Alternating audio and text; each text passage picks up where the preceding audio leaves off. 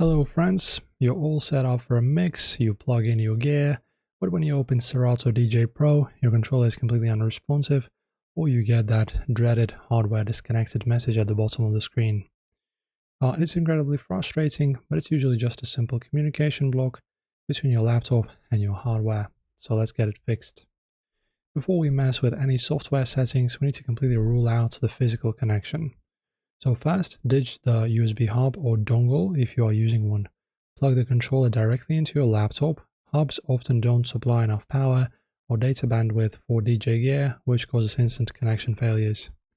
Second, swap out the USB cable. Seriously, DJ cables get bent, wrapped, and tossed in backpacks all the time, and the internal wires snap easily.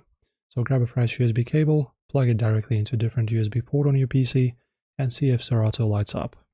Now guys, if the connection is fine, your laptop probably doesn't know how to talk to the controller. If you're on Windows, you absolutely need the specific audio driver for your gear.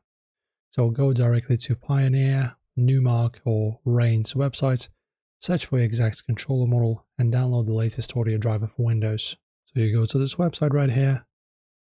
In here you go to support, and in here, as you can see, download the firmware, and of course the drivers are also here. So you just drivers by product, audio drivers, and then search your model and download. And one last major trap: Serato can only connect to your hardware if the lane is clear. If you have another program open like Ableton, a different DJ software, or even the Google Chrome browser, which actually scans for MIDI devices, it can hijack your controller in the background. So close absolutely everything, every other app, restart Serato, and then you should get your connection back. That is it. Enjoy guys as always. If this was helpful, subscribe.